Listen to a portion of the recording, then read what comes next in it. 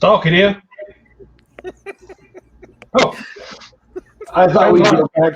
I thought we'd go back to the good old days, Ruff. The good old days where it You was see- just me and you, and we could Yeah. talk and an have untidy ship. fun, and just enjoy one another's company and not be bothered by anything. And now it's so much better having Tony with us. Hey, everybody. Thanks so much for joining us today.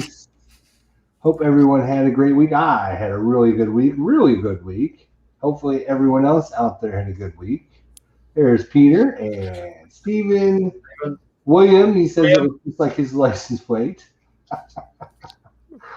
Kyle's here. Hey.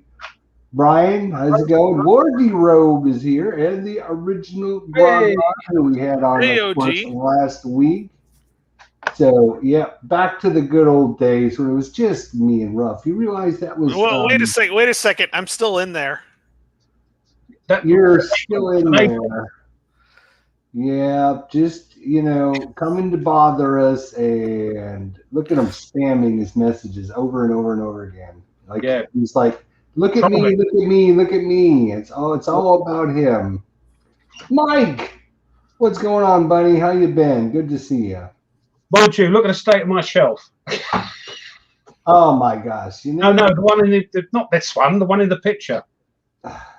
Oh, the one you just showed up. Oh my gosh! I know. I am embarrassed. I gotta see that again. Oh my God! Yeah. Look at that bookshelf. I know. It's a shame. And look, he's got one little shelf. No, he's got two shelves again. Two shelves of games. He's got a few up on the top shelf, right by his bald head, and his head's hiding his second shelf there. So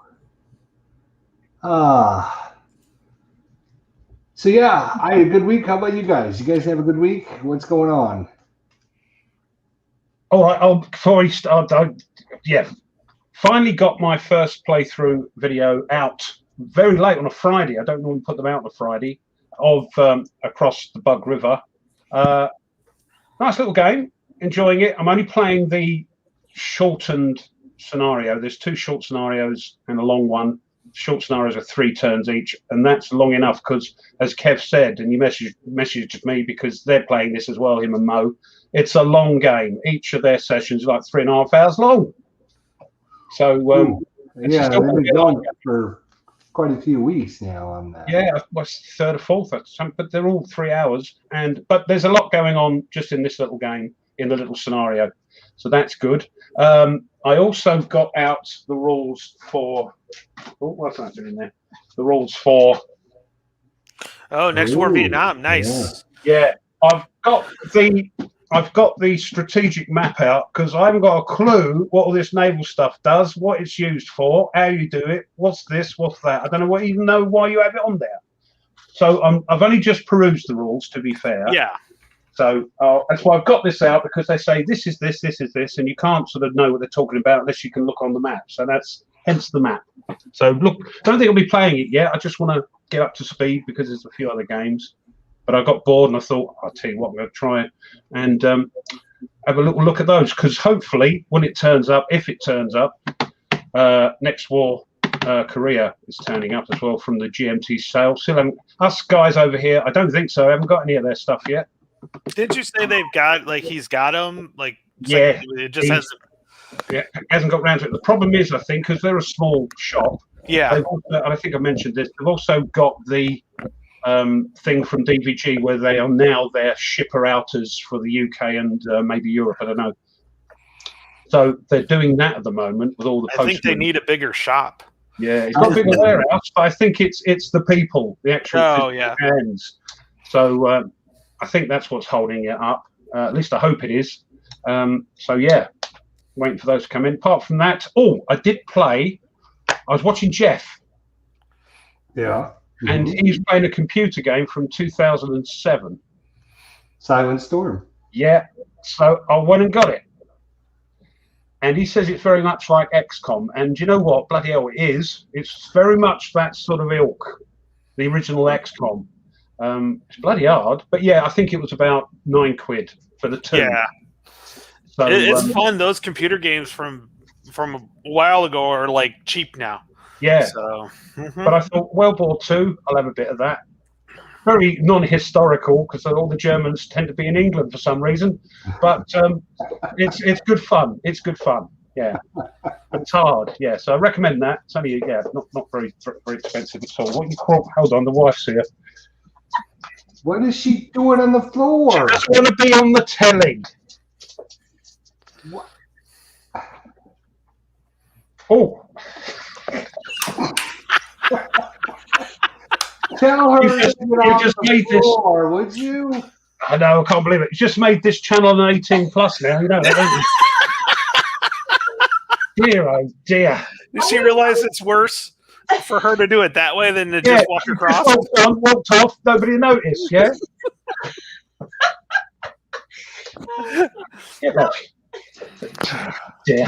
Oh, Say my that, God. the rough household is bad. Is mad and bad.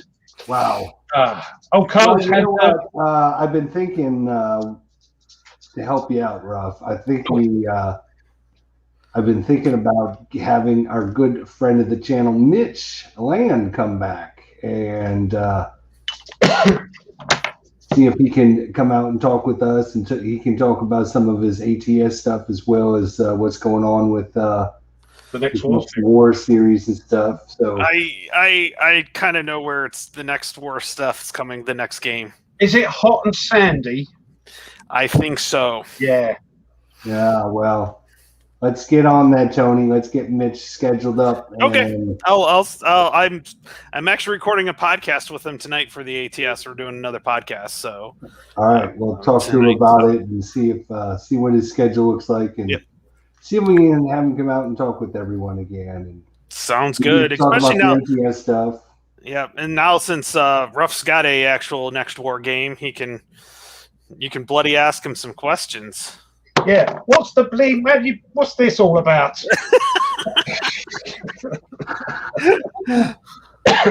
Sorry to interrupt. Cole said he had the wrong game delivered from Second Chance Games. Yeah, I saw that. Yeah. That's Mind you- kind of like I don't want to say easy, but it is kind of easy if you just But if you haven't It's got like time- saying Algiers at Algeria, and I get the shit all the time about it. So well, you kind of earn that from giving No, I everybody didn't. else.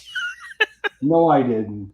But the thing is, Carl, if you haven't got Target for today, it's a good game. I've got both. It's a good game.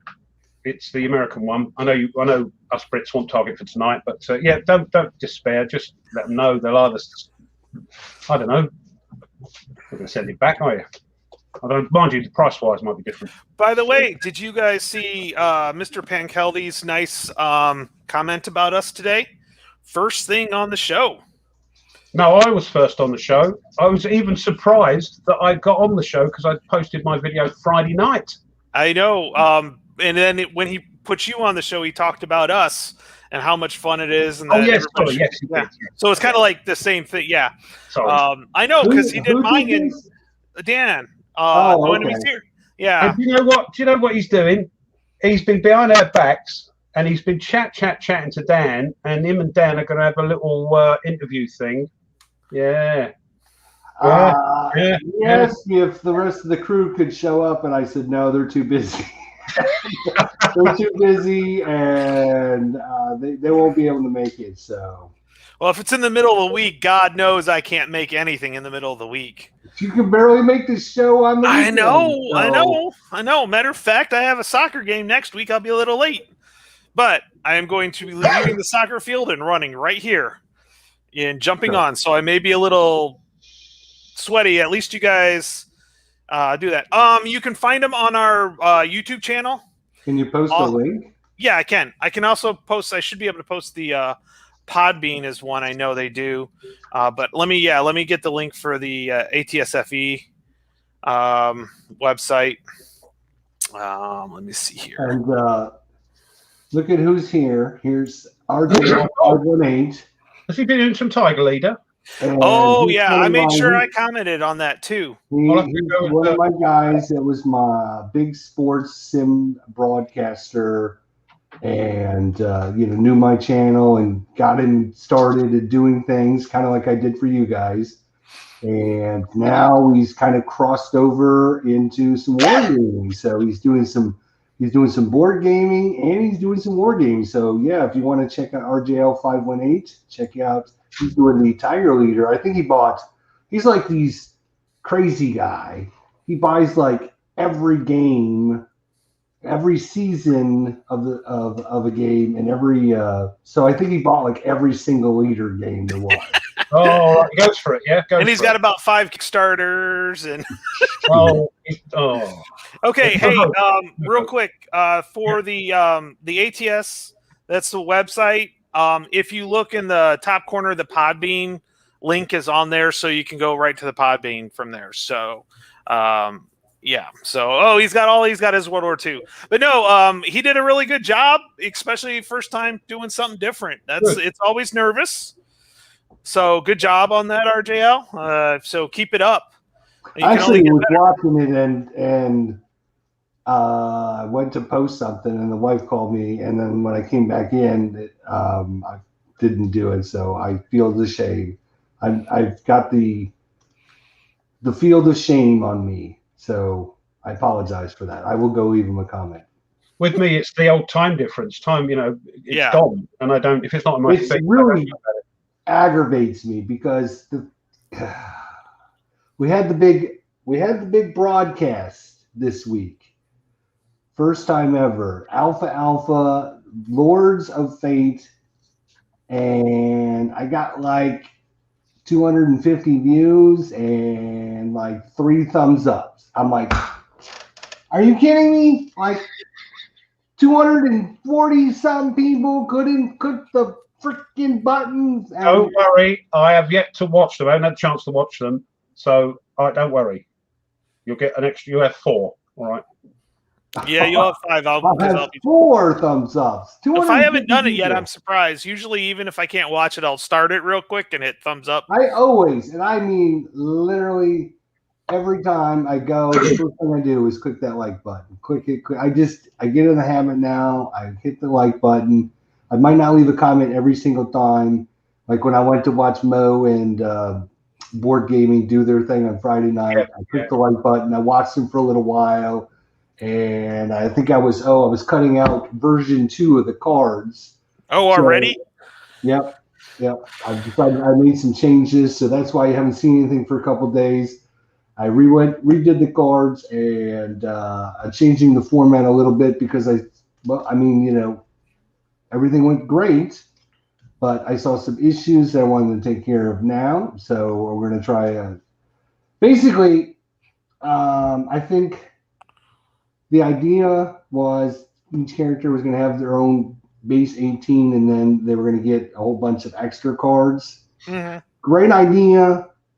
It's just the problem is then you're going to have a deck of 45 cards, which seemed to me too much. And the add-on sets that you get might not work really well with your cards. So what I decided to do was now each character is going to just come with 30 cards based upon their set, and they're going to have their own 30-card deck. So for Vorhard, he's going to have 2 red and green deck. So he's going to have 20 red cards and 10 green cards, and they're just going to be all his cards now. So each character is going to come with a pre-built deck that's set for them. So good. Yeah, cool. Good. Cool. Yeah, so I've still got to watch them. So don't worry, I'll get round to it. I think it went good. I mean, the format seems to run really well. Yeah. No, they're talking about Greg, because Greg's talking to Kev at the moment. I don't know if they finished. But they have to be. Usually he keeps that 10-hour. Yeah, I want that one. Yeah, of course. Interceptor Ace and Night Fighter Ace are my next targets followed by Raiders of the Deep. So we're going to be talking about the subject today. Oh, yeah. Which is going to be kind of interesting, I think, because, the big debut this week of the new game. So we're going to be talking about... What game? Have I missed it? What was it? Another... We're going to be talking about the games and your favorite game currently now. And, I think because new game being introduced, and so I thought it'd be a good time to talk about players' favorite games right now, because it seems like a good thing.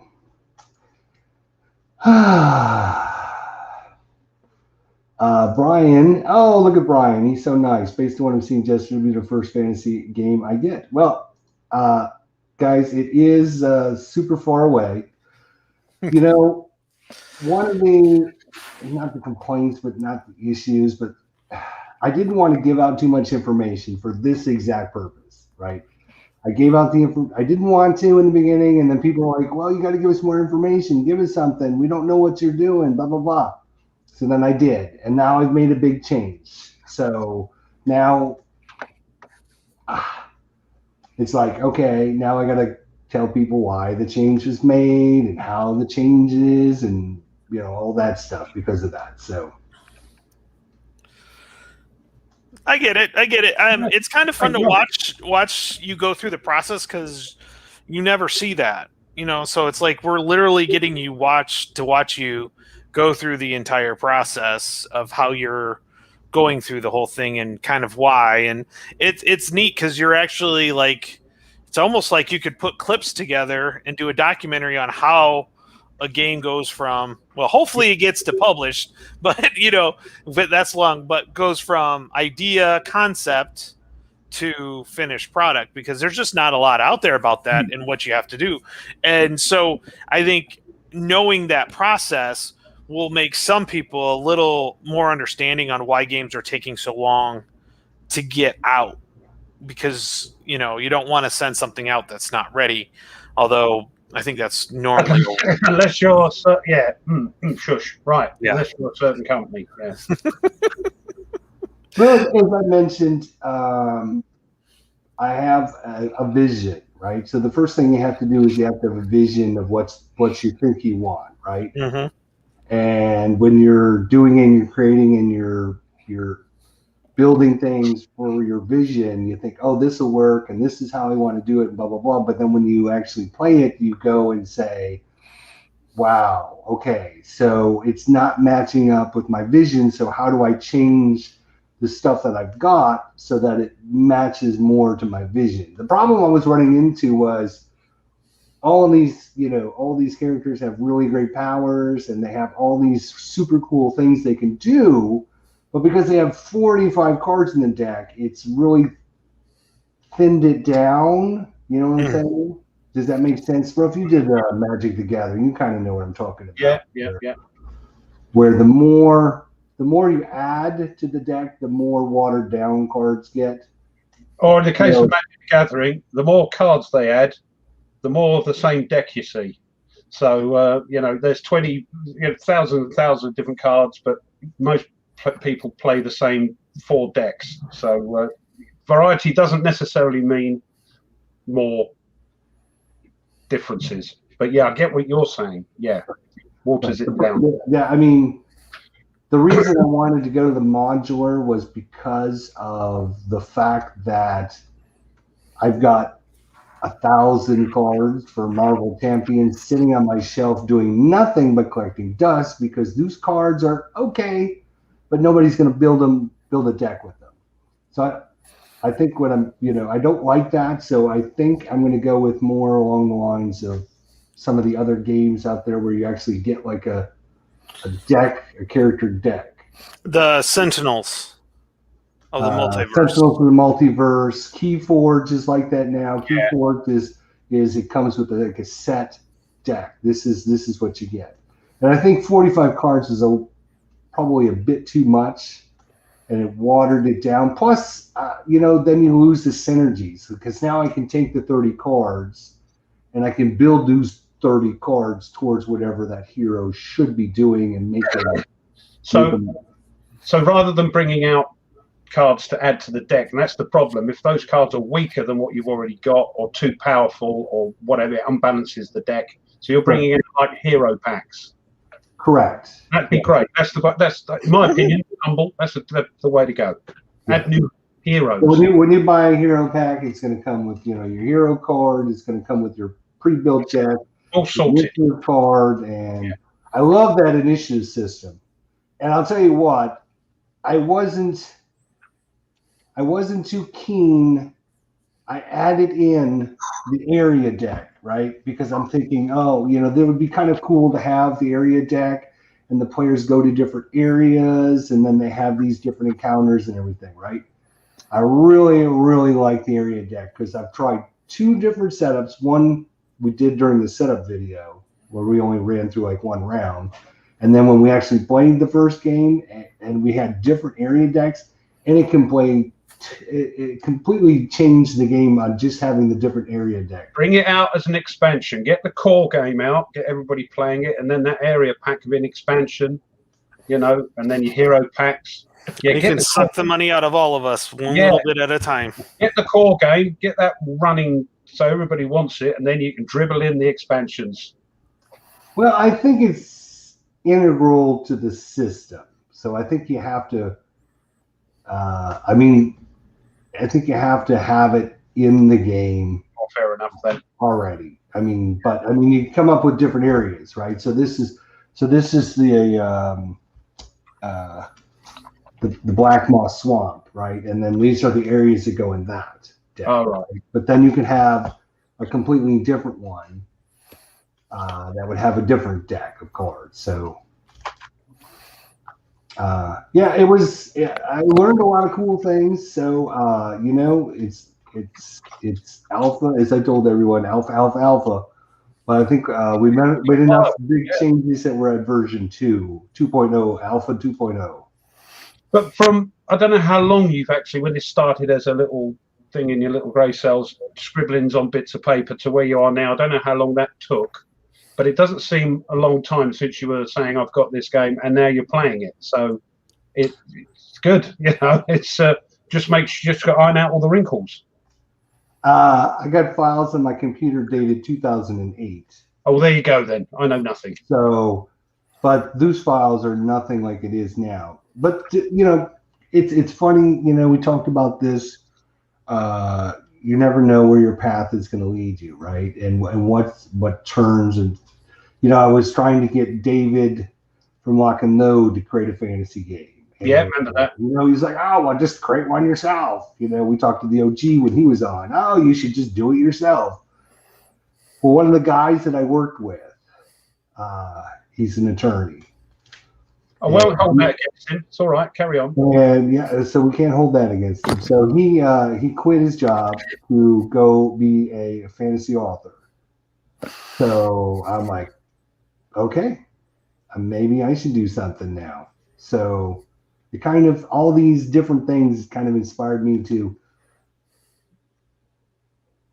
probably kick it in gear. You get to the point where you do things with it, but you back and forth for years and years and years, and then you find something needs to kick you in the ass to say, okay, now you need to do something with it. So well, I think it comes from a film. I'm not sure, but one of the sayings was, "You'll fail 100% of the time if you don't try it."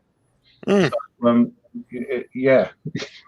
not everything's going to work, but if you don't try, you never know. So right.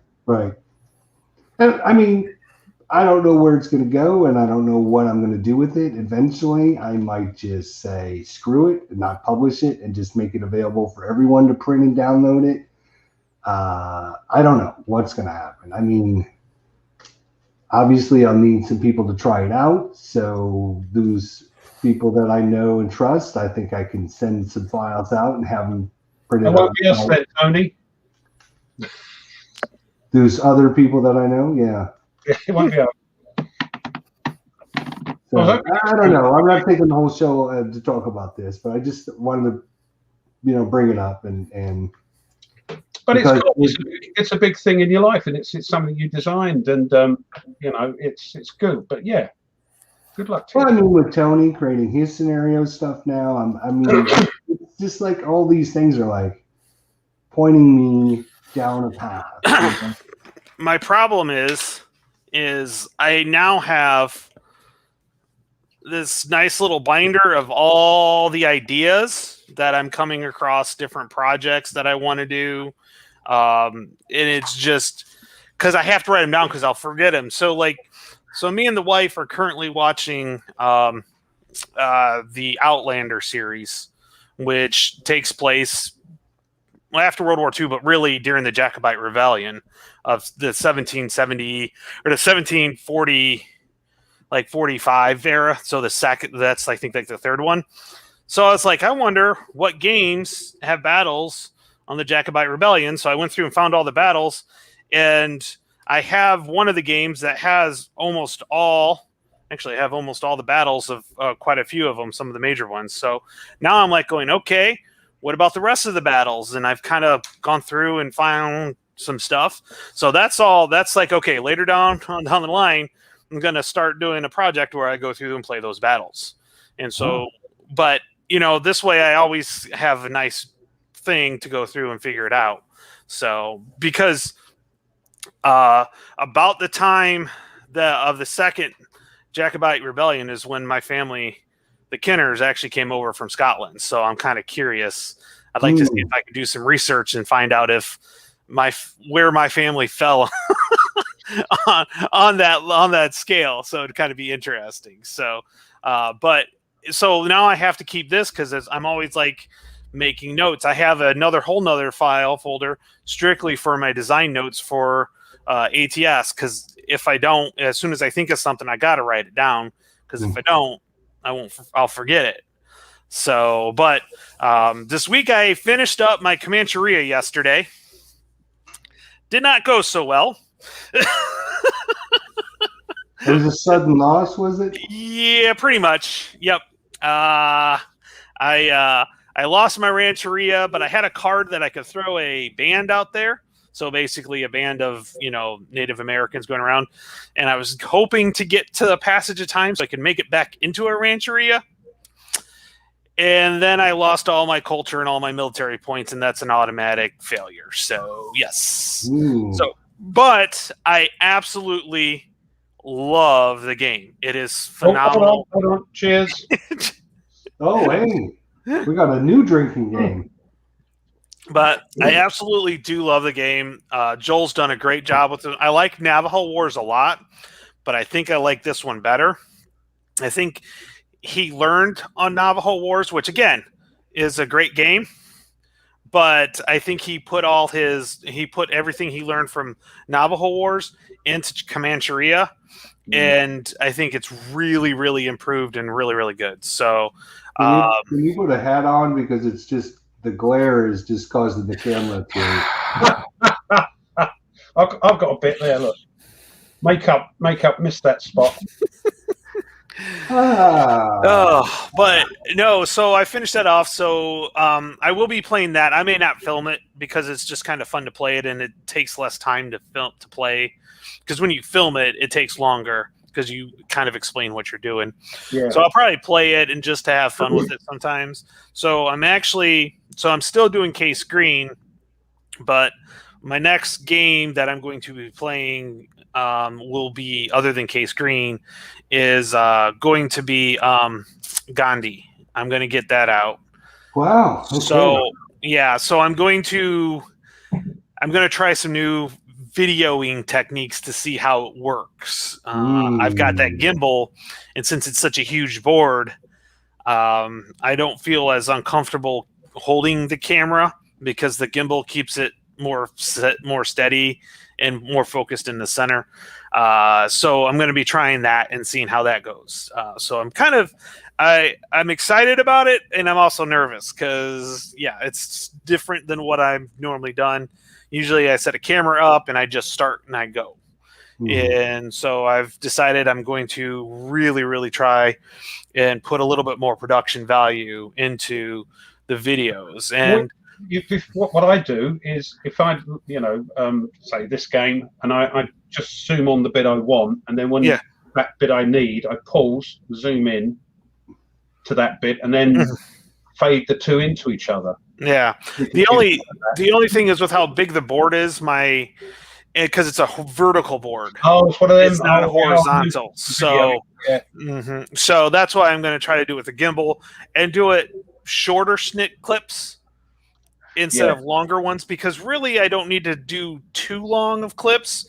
Okay, well, this is what I'm going to do. Here's me doing it real quick and then moving on to the next card. So that's the one nice thing about Coin is, generally speaking, unless you're going through and explaining exactly why you're doing what you're doing, it's here's the card. And I'd like to read the history behind the card in this case, because I don't think people really understand what happened and how this was considered a non-violent revolution. There's some violence in it, but it was more of a peaceful, non-violent revolution. So Ruff probably knows more because I'll keep it quiet. Because, I don't want to, cause anything that I know about Gandhi. Yeah. I know. And as I tell kids, nobody's as good as their persona makes them out to be, and nobody's as well. I can't say that because they are that bad. So, but generally speaking, nobody's as good and nobody's as bad. They never meet your heroes, don't they? Yes. Yeah. True. Yeah. Yeah. So I know I was totally upset when I met Mitch for the first time. I was totally depressed. No. Well, I tell you what, any time that hasn't happened was when I met, oh crikey, the keyboard player from Yes, Rick. You don't know what I'm talking about. No, I've heard the group. I know what you're talking about. Yeah. What a lovely chap. It's weird. I've just forgotten it. Oh no! Here comes the Zimmer frame. Somebody in our chat will step up. Yeah. But what a lovely. Which tomorrow is Vietnam going to finish up, or are we finishing our Vietnam with the Blue Tweezers? And we've had a little crafty chat. I was going to talk to you in the green room, but I forgot that we've also Rick Wakeman. Thank you. It just went. Of course it is. he's a little bit taller than me. I'm 6'2", and he's a little bit taller than me. Well, a lovely chap. But talking. Yeah, get it. All right, I forgot. All right. But me and Tweez were chatting. Thanks, guys. We're chatting in the thing after we did the Fields of Fire. And we've got Herman's game that we might think about, the old Blood Island thing. Also, he's quite keen. I've never played it. The game you've got, the 1918. Oh. 1918. What's it called? 1989, you mean? No. The first after the First World War. Oh, Path of Glory. No, it's not a war game. It's more of a sort of. You did unboxing of it. Have I got to look on your channel now?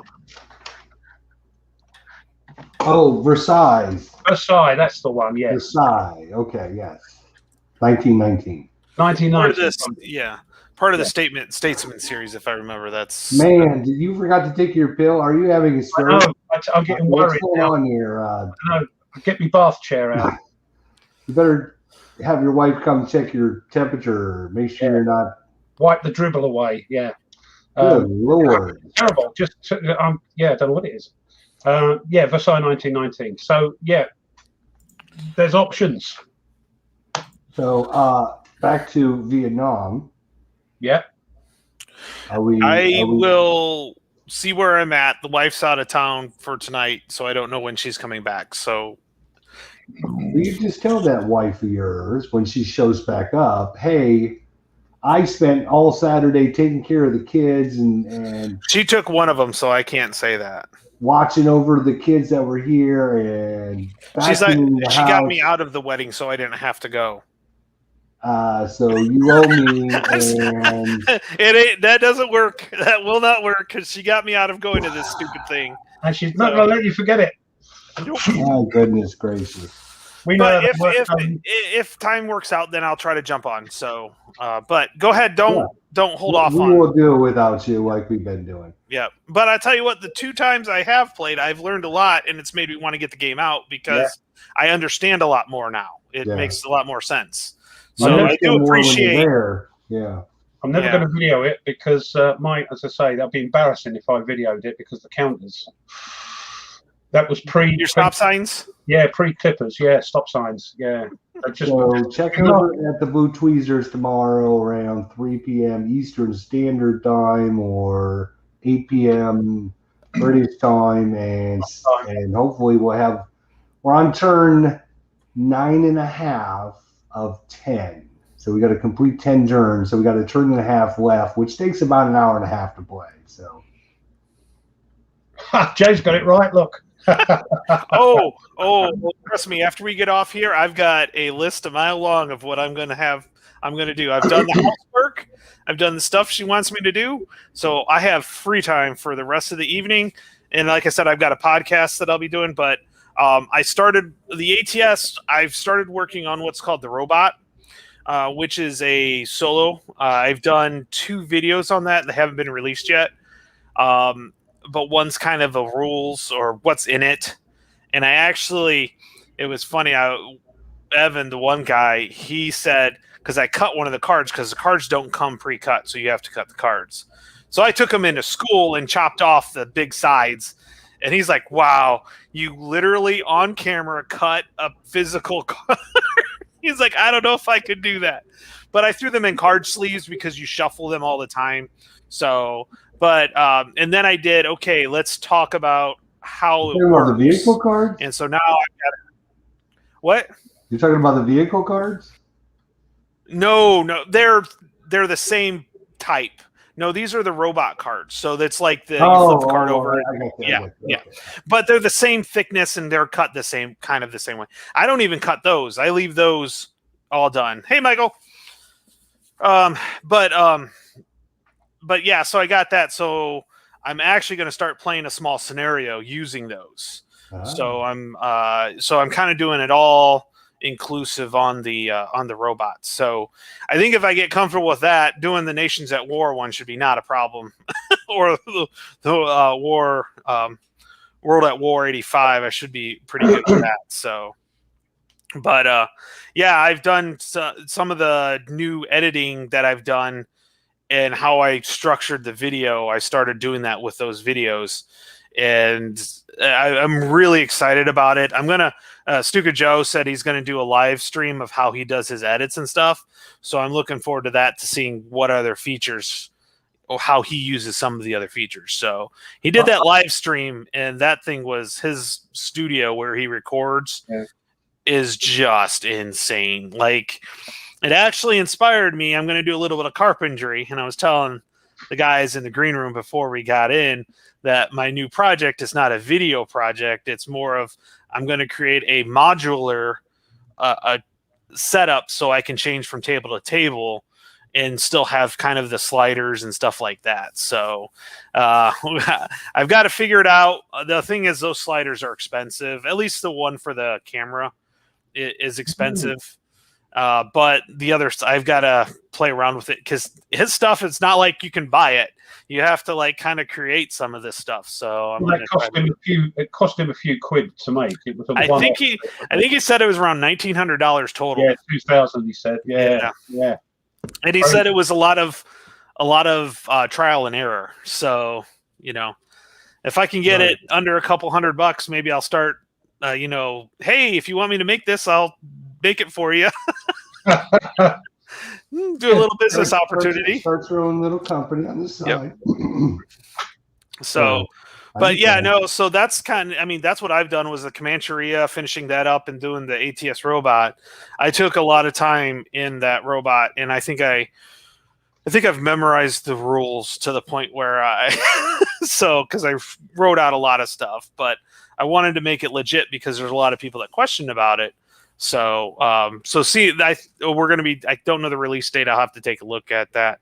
But I want to get the, at least one turn completely done through that, because it's slightly different on this, on the sequence of play, on how you actually play the robot. It's a little different. So, is he still talking about what he did this week? I just started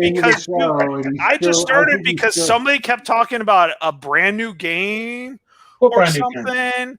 I don't know. We moved on. We were talking about Vietnam. I know it's hard for you to remember that, but I didn't tell you what I did until after that. So what? I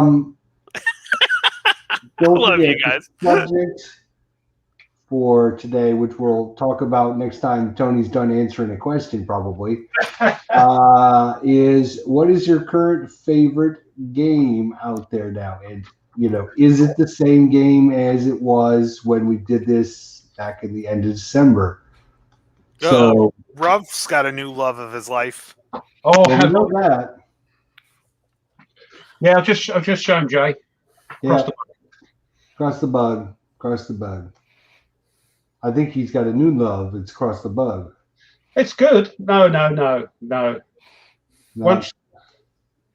Once you have Chase, you never go back. That doesn't rhyme, does it? Anyway, you know what I mean.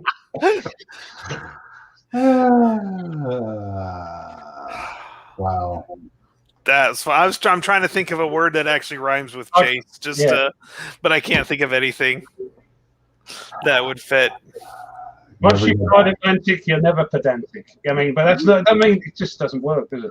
No, not really. Okay. So we'll talk about that in a little bit, and we'll talk about favorite war game currently. Is it something new, or is it something that's been on your list for a little while? Since we know what Ruff is, we know what that is. So it's whatever he's playing right at the moment.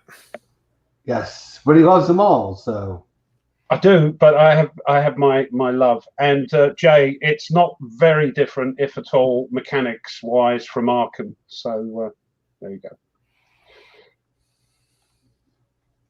There we go. Yes, There we go. I knew the chat would come through. Well, that's why we keep them around once in a while. Good one, Kyle. Good one.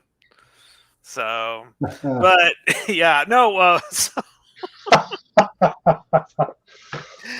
Oh man, I knew that somebody was gonna come through on that one. Yeah, some wag was gonna make some comment, and well done, Carl. Yeah, but it's true. And like if you're just joining us, you missed our wonderful intro where we got to look back at the good old days, pre-teen. But if y'all notice, and I'll get what he's talking here. about. Oh, if y'all so notice, excited. I am still on there. He was so You're the only one on there. You're the only one on there. So excited to let us know that he got his Field Commander Rommel. He couldn't wait to tell us. Remember that day? You remember? Yeah, I dread it every time now. Yeah. I bet he regrets it now. Bit like me. Peter's got a good one. And I tell you what, I don't know how the heck he's got hold of them, because it's sold out in the entire world, this game. But Second Chance Games seems to have some in stock. I don't know where he's got them from. But during our live stream, what? We're going to be 20 people now leaving the live stream to go check it out and see if they can stay there. They can stay there and open another tab, can't they? What should they do, though, Ruff? What do you mean? What do you think they should do with our current video that's going on right now? It keeps playing in the background. Smash that thumb. Oh, yes, smash. Lord. That like button. Please do not literally smash the keyboard. We are not responsible for any damage that is done to your keyboard. Yeah. Or mouse. Ruff, I am setting you up for slam dunks, and you missed every one of them today. What's wrong with you? Have you been sick? Have you been under the weather? No, I think I had that nasal infection for a while, and no, that's the wife. No, Kyle says they're out of stock already, Ruff. Oh, there you go. They've gone. So there we are. No, I think the problem is it's been sunny for a couple of days in merry old England, and we're just not used to it. And we all got a bit stir crazy and bonkers. I believe it. Sounds like it. I believe it. Yeah. So I apologise. I'm just not with it today. I don't know what the problem is. We've had nothing but rain down here for the last 2 days. Good Lord, it rained all day today. That's called summer over here. So, but it's been lovely. It's like an autumn, like a late summer, like what we call, I think, called an Indian summer, where you get a late September, October. Nice we weather. call that second summer here, because we just had false fall, and now we're having second summer. Fall. We have 12 seasons in Ohio. Yeah. What? We have 12 seasons. Yes, we have we have winter, and then we have early spring, and then our second winter, and then actual spring, and then week of winter, and then a week of spring, and then summer, and then Hell's Front Porch, and then false fall, and then second summer, and then real fall. So yeah, we have a lot of these. Yeah, we can't make up our mind. Is it some sort of experiment? Have you upset the man upstairs? I think so. Yeah. Well, considering it was almost 90 up here yesterday, which is way higher, and then by Tuesday it's supposed to be 61. So yeah, today was supposed to be 84. Tomorrow's 84, and then 61? It's going to drop. God, lovely. Get the shorts on. Not Fahrenheit. Well, even Fahrenheit, you might think that's shorts weather. Yeah. Oh yeah, 61 degrees. That's too hot, love. That's too hot. Yeah. Because in May, if it's 61, we're all wearing shorts up here because we're so tired of wearing pants during the winter. So it's almost jumper weather, so I'm very excited about that. You like a bit of jumper, do you? Mm-hmm. I like fall. I like the cool. I like the crisp. I like that. That's my favorite. Yeah, autumn, fall. That's my favorite season. I think. Yeah, because you still get the sun. And you get that little crispness in the air. It's lovely. Yeah. Mm-hmm. Yep. Anyway, war games. Yes. Yeah. Sorry. Got a little sidetracked there. My goodness gracious. Oh yeah, Brian forgot construction season. Got to add that in there too. Which Jester gladly, when he drove by, got to enjoy our construction season here.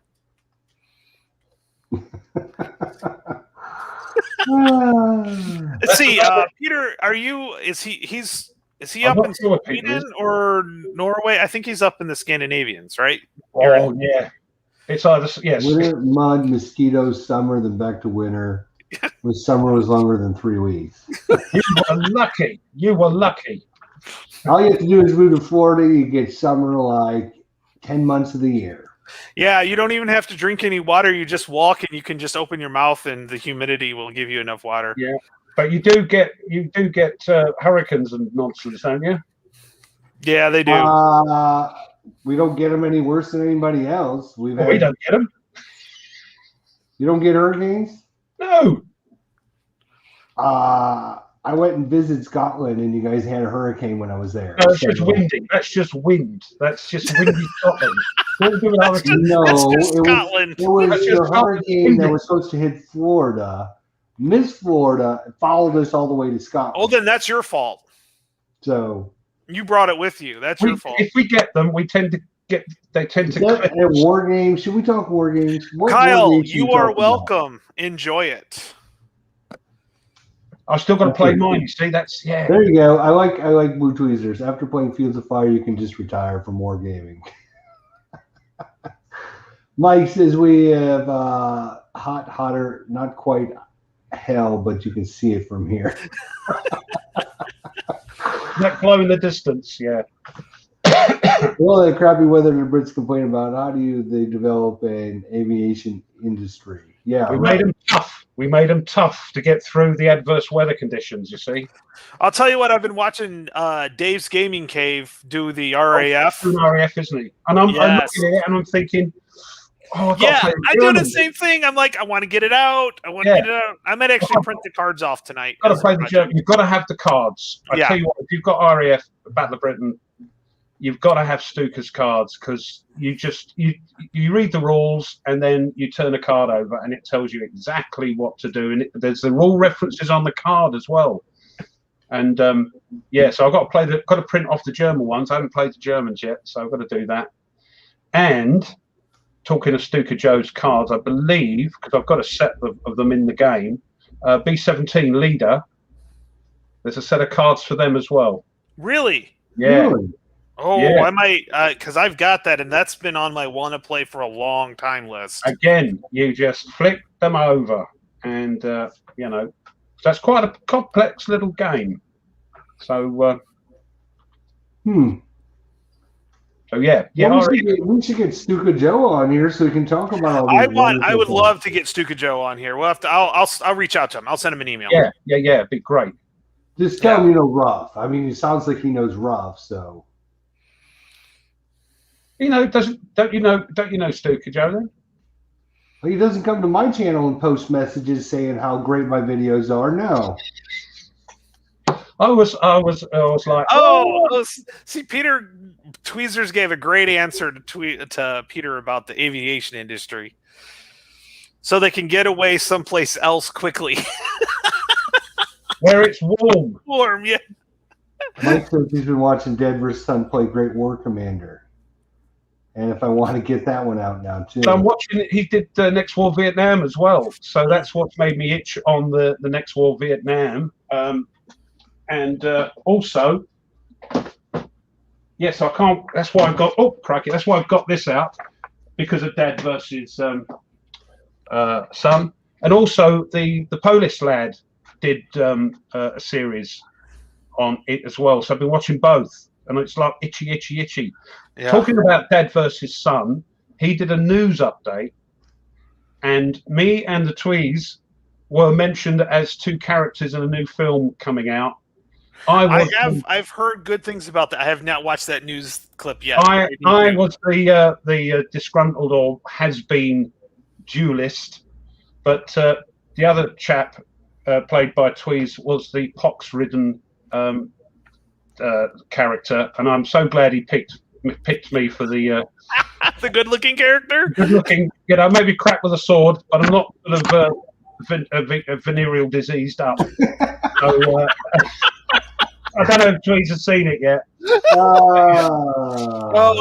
I've heard funny people were responding. I'm like, what is so good? And then I'm like, okay, I guess he's got his son involved in the whole thing. He's just a we dark. just play the episode. It's not very long, right? Yeah, it's pretty short. Yeah. 3 or 4 minutes. Yeah. But the other show that other thing I've been watching. And it actually made me buy a game. So I've actually bought 2 games. I don't have them yet. I just bought them. You're not supposed to buy games. So yeah, right. We already talked about this pre-show. I'm done. I failed. I failed miserably. Oh, I'm not buying anything. And then it was, P500s don't count. No, they don't. Dailies don't count. Tweezers. I don't know, Tweez. I don't know. Have you got it spot on, then? But no, I've totally decided that I'm done with that, because one of the games I got is a platoon tactical game on Compass, and they were not printing any more of it, and so it's called Paths to War. Yeah, Paths to Hell. Paths to Hell, I think is what it is. Haven't you got that? You've got. No, he has Paths of Glory. This is a different one. Paths to Hell, a Compass game. Yeah. I'm pretty sure he has. Yes, I have that. Okay, yeah, that's what I picked up. Because Draco Ideas, the company, is doing their own stuff now. So I wanted to give it a shot, and I think it was on discount too. I think they had it on sale, so Tweezers is friend. Yeah, that's the one, Paths to Hell, yeah. Well, they have another one in the series. They have 2 other ones in the series. Compass has 2 others. Draco Ideas, the company that does it now, actually has 2. They did a Normandy game. Yeah, that's actually not by Compass though, but it's same series. Draco. Yeah. And there is actually a solo edition, a solo thing. You can buy a solo bot as well. I think this comes with the solo bot, if I'm not mistaken. It's called the War Storm series. Yeah. So I bought that one, and then my own worst enemy. By the way, if you guys have not got to his channel, please do. He's got only like 200 subscribers. Isn't this the guy we pimped the other day? And his videos went from like 97 to like 100. No, that was a different one. This is the Armchair Dragoons, but I don't know how he only has 200. Yes, Herman Lootman's here. Herman. He showed he's up. He's name dropping. I was wearing my special shirt this week, so. There they are. Playing the Great War Commander. He's playing with Mark Walker on TV. Yeah, he's name dropping. I see. Yeah. He's trying to make it seem like he knows all the big wigs, isn't he? There's the those are nice. Yeah, these I'll are have to do nice. that. Yeah. Julian, Nations at War is Platoon level, but it's not as detailed.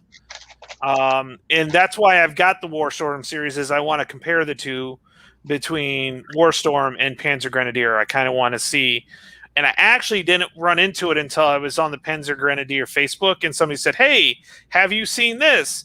Is it any different?" So I decided I'll give it a shot and see all the time. Would you say that Panzer Grenadier is more complex than Nations at War? Yes. Yeah. Yes.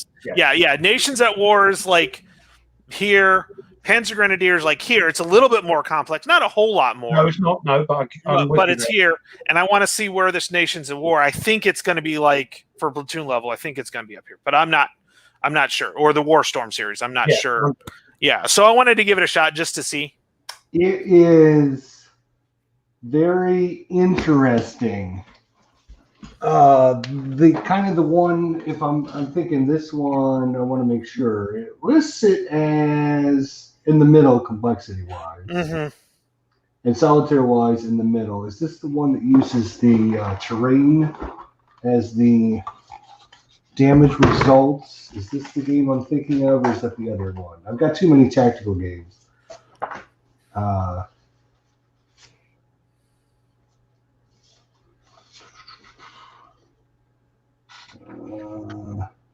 That's okay, Herman. I drop Mitch's name all the time.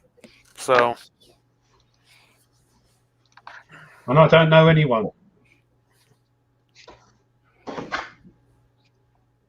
Give me you. Yeah. So this is kind of the interesting one, where the interesting idea is with this system is the terrain, based on the terrain the enemy's in that you're shooting. You divide that into the combat odds. You get like a combat odds table. Okay. Versus your attack versus their defensive value, and it might be say 8 to 2, so you'd be 1 to 4. So you take that 4 and then you multiply it by the terrain you're in. Each terrain has a defensive value on it, and that's how you get your final result. So it's kind of interesting how they do that. Yeah, rather than a DRM or something like that. Right, instead of like a DRM or just roll on a table or chart or something like that, you use the defensive defensive terrain to figure out what your modifier is going to be. So Jay says too many tactical games. The sentence doesn't make any sense, Jester. I don't know. Tactical chat. All right, I didn't get to finish it. Too many tactical games to play. There we go. Okay, yeah. But I thought it would be neat, and then it's definitely cool. I've been trying to pimp that game for years, and nobody listens to me. So I'm glad somebody finally listened to me. You did it subconsciously. I think I did. Just picked up Ghost Panzer by Worthington. Now that's one that I haven't got. Isn't that part of the Bands of Brothers? Yeah. Not played any of those. The other game I picked up was by Worthington also. Was the American Civil War, which is a tactical block game that uses action points. It's like it's basically Command and Colors, or if you know the Horse and Musket series from Hollenspiel, same idea where you use action points instead of cards. So certain movement costs so many action points, firing, close assaults, all that stuff costs action points, and you only get so many per turn. So I kind of, when it comes to solo, it's a lot easier to solo because you don't have cards to hide or stuff like that. Yeah. I do love playing Command and Colors, and after I've played with my daughter a couple times now, which she still has not gotten to me to get. Oh my God, she's as bad as you. She is, yes. Good yes. Lord, we were supposed to play last night, but she didn't have all of her homework. You said that last week. Yep, she has not had all her homework done. I might cut the Wi-Fi off and just say, "Come on, let's go on the Wi-Fi." Just unplug it. Just unplug it. That's all you have to do. Oh, I don't even have to do that. I've got an app that lets me shut it off. Oh, there you go. You horrible stepfather type dad, you terrible. Well, it's just a horrible father. So. I'm such a horrible father. I want to spend time playing war games with my daughter. You gotta tell her. Get out of here. I've actually told her that everybody's asking for the finale. They want to see you beat me. I was going to say, you need to tell her if she wants to get back on the show to tell us how it wins. She did say one of her friends who actually jumped on the stream with us wants to learn to play the game too. So I said, what we'll do on the live stream. Those kids, that's all they want. Yeah, well, I don't care if they play games with me. I'm okay with that. But I told her what we'll do is we'll him and her can team up against me, so she can teach him the rules, so they can team up against me, and then maybe I'll buy the Epics expansion, and we could have like a huge like I think it's 3 boards long or something like that. Yeah. All right. I can play one side, and then those two can play the other side. You'd be like one of these chess masters that goes down and plays like all the different people as they're taking their moves, right? The only thing is that I would be losing each one instead of winning each one, like the chess masters. Crazy. Oh, it's because of the dice, Tony. It's because the dice. Have you got your magical dice in? Yes, yet? I do. They're downstairs, but yes, I do, and they have worked. The only problem is you can't really use them for commands and colors because you're rolling. I mean, you could equate certain things, but I don't want to do that. That's just too much of a pain in the ass. He took in a bag of gold coins. He got 3 magic beans and some dice. So hey, the dice work. We have found out, somebody told them they were gravity dice. The dice work with gravity. Figure that one out. As we've found out, cards are actually my friends. So if I have to flip a card, I'm good. That's true. You were pretty good with the cards. Yeah, you were on fire. Excuse a pun. But if I have to roll a set of dice, don't count on it. But not or a dice. Not gravity dice that work on gravity. They seem to be good, don't they? What is they actually do. Weird magical thing called gravity? It's this magic source out there that hasn't been discovered yet. It's what do you reckon? They at the gravity dice shop. He's coming along and they go, "Here comes another one! Quick, quick, quick! Tell him about the gravity." Go on. You can see these little peddlers on the side of the road and talking Tony, and trying to convince Tony that hey.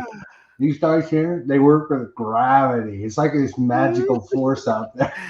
I don't know why they call them gravity dice. Well, they should call them the balance. That's what you're saying. Yeah, right? They're balanced. Yeah, that's the only thing I think of is, they're balanced. I'll tell you what, though. Here's the thing is I'll roll them. They don't, like, over-roll. Like, a lot of times when you roll a set of dice, they, like, kind of bounce around. These, it's like just a couple, and it's, boom, flat. Yeah. Which I think is the idea, is it won't, and they've rolled pretty range of numbers. So some of the dice I've used are like those. Do you remember those little toys, the magic beans, where you put them and they'd roll over on their own? Oh, yeah. It's like the dice. You roll the dice, you get 6, and it goes. No, wait, yeah. Wait a second. I don't want a 6. No. If you want to see some funky physics with dice, play Tabletop Simulator. Oh my God! These dice bounce and turn and fall off the table, and oh my gosh! It's and gravity isn't working very well there, is it? So it's goodness me. Somebody's asked, who knows what's better for solo play, Band of Brothers or Lock and Load Tactical? I can only answer for Lock and Load Tactical. They have a solo bot assistant thing for it. It's on sale right now for $25. I just got a notification on my phone through Discord. It's 58% off. If you don't use them, it's worth getting. It's easy to play solo without the solo assistant anyway, because it's an impulse thing. So Band of Brothers, I don't know. Yeah, I'm not with it, so I don't know what it's like. What was it? Aaron Sibley? He does Aaron's Play. He's done a few of those. This is what you get. You get the cards, It lets you flip up a card. It tells you what the primary target or what the enemy's primary target's going to be, how it's going to try to achieve that. So, yeah. That's They're a what little you're looking bit- for. Yeah, they're a little bit more complex, I think, than the Nation at War stroke World at War solo. Oh, they're a card. lot more. I think a lot more complex because you're dealing with a Load of much more charts. complex system than you are with Nations of War. Yeah. Nations of War is pretty bare bones, which is great because it's Oh, yeah, I mean, that- easy and World at War is based on that with a bit more added goodness on the top, but they are pretty easy to use. Whereas the Lock and Load one has lots of charts and flow charts and things, yeah, there are a few flow charts you need to follow along with. which I love because I love all that sort of malarkey. But there we are. I got to remember the gravity cards tomorrow. Oh yes, that's right. Bring the gravity cards so that we can get a fair shake on that. Yep. He was doing well. I don't know what said. He must have trod in something because he was just turning over the cards we wanted all the time. It was a mod for that. I can add the gravity cards into the Vassal module for me. So It's funny how, I was flipping up cards and getting nothing, and then Tony's like, "Oh, let me flip it up." Bloop, bloop, bloop, bloop. How many of these? Do you, yeah. yeah, how many explosions do I want? Do you guys want 2, 3? I can get it for you. Yeah. That's how it was. That was great. It was fun. So hopefully tomorrow, 3:00 p.m. Eastern Standard Time, 8:00 British proper crazy time. Yeah. At the Blue Tweezers channel. So be sure to check that out. And of course, prepare for about 5 to 10 minutes of technical issues for whatever reason. We always have technical issues. I don't know why. I think it's just called mucking him about. Although he hasn't done any clips from our last game, last session. I think mainly because I didn't stop swearing, and I don't think you can find 30 seconds to be just shouting at the game in a sort of very Anglo-Saxon way. So would you guys say, now that we've played 9.5 turns, you have a pretty good understanding of how to play the game? Do you think you could actually pull it out of the box and try it yourself, or you think there's still a lot of... I'm at the cusp, right? Because I want to get it and try it myself, but I'm afraid I'm still going to make so many errors. But of course you are, but the best thing to do is to do the Normandy one, the first mission, and there isn't all this other stuff going on with the Vietnam and Helicopters. so that would be a good start. Also, I did watch the Dan's No Enemies Here interview with Ben Hull.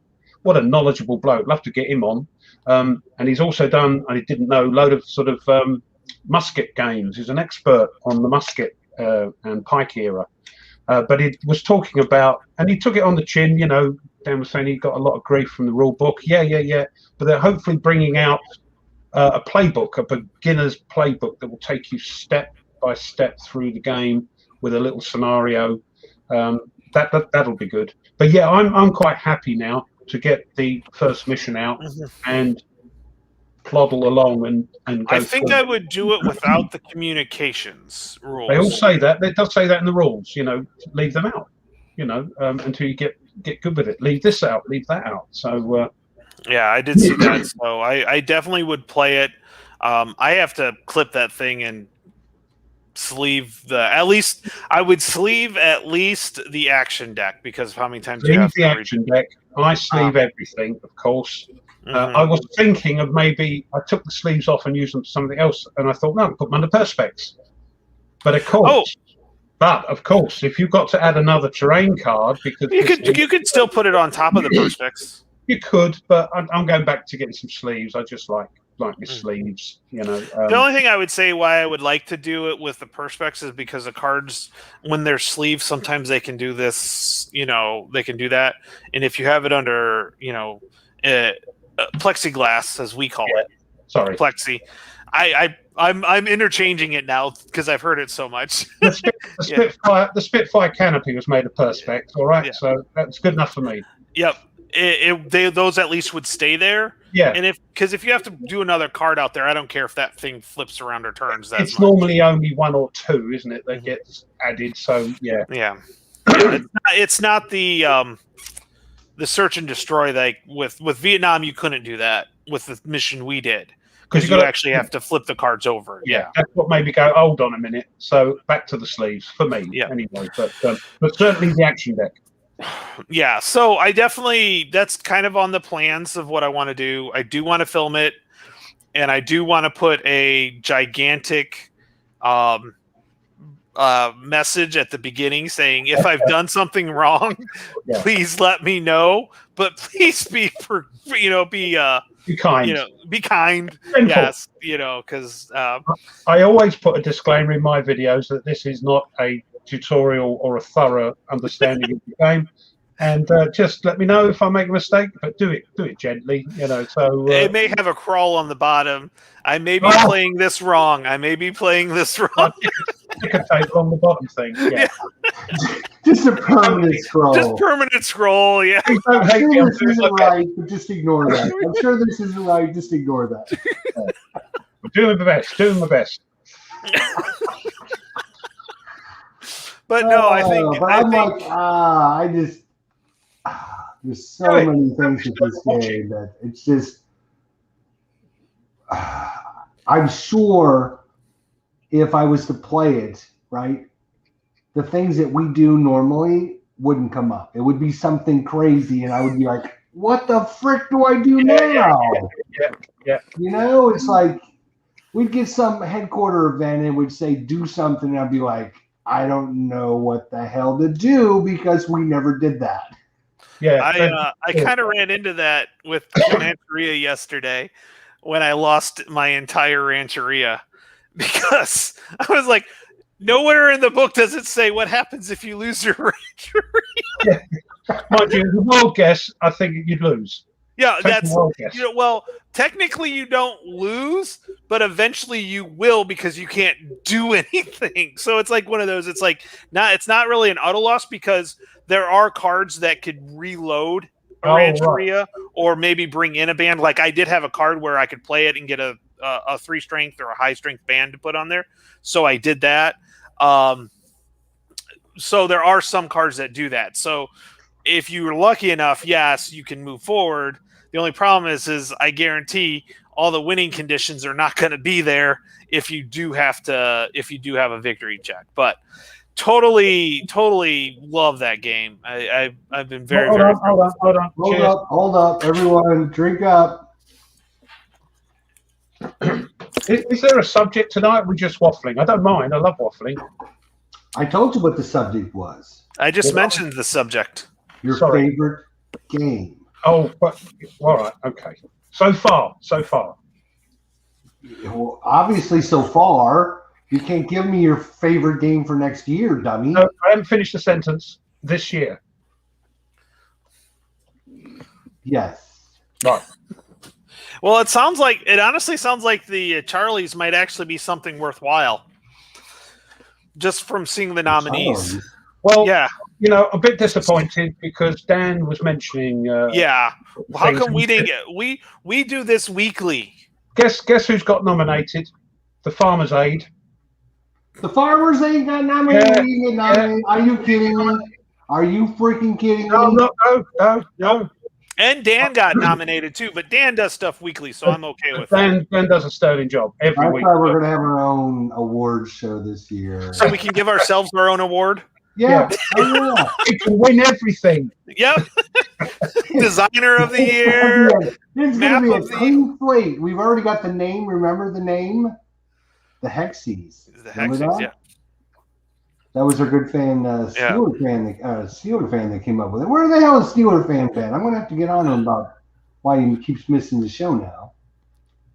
Yeah, I haven't seen him for a little while.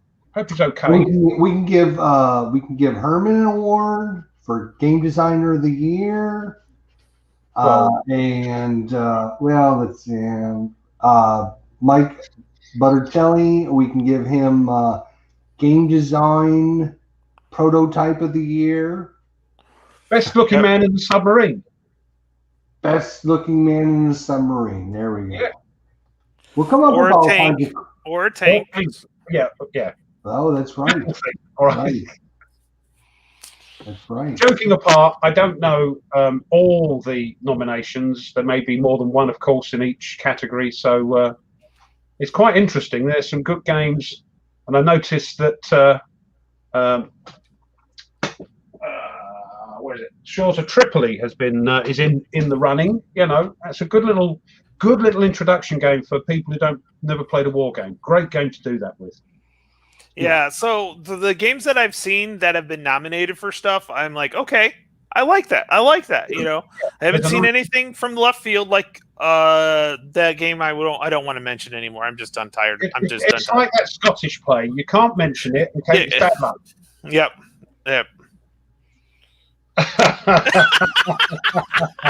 Are there any other types, Herman? Hey Herman, this is crazy people who buy your stuff. So right, and buy them lunch too. Did I tell you the time that me and him went to lunch and the waiter came with the bill and Herman went, I got this. Don't worry about it. I got this. Oh, my back. Hang on. I don't believe it for a second. Jeez. Tell you, that was after he ordered dessert. 2 desserts. Second breakfasts. Yeah. Breakfast. And a doggy bag. Yeah. Hey, can I get that whole meal to go? Can I add an extra meal to that? He got a freaking steak at a pancake house. He ordered like this. No, it was like a Denny's or something. You know, it's called Audi's, I think, and they have just all kinds of just. He orders a freaking steak, like the most expensive thing on the menu. I'm surprised he didn't order like lobster. It's all that. It's all that money that we've given him for his games. I tell you, geez, Louise. And like he says, as I said, crazy. He's like, who would actually buy my games but crazy people? Well, we're all a bit crazy to be in this hobby anyway, aren't we? We're all a little bit, not quite. Driving me crazy. I even wore my Herman shirt today. Favorite game of the year so far, people. Let's talk about it. Favorite game that you played so far this year. Because at the end of the year, we're going to do this again, and we're going to see if it's still your favorite game of the year. So think about it, people. Think hard, think long, because you can't change your mind at the end of the year. You can't go, oh, I talked about this in September, but I forgot about this other game that I played. So think about it before you actually freaking tell us what your favorite game this year is. Because I will remember, like Black Panther says, he's learning Men of Irons presently. Good choice. Good game. Good. Brilliant. That's got to be a close second, I think. So I would honestly have to say the favorite game I've played this year, and this was the second or third time I've played it. Yeah, second time was Carthage, GMT Carthage, which is about the first Punic Wars. And I played that at a con and just had a blast with it. And this is, like I said, it's the second time I played it. So first of all, I played it a second time, so that means it's pretty good.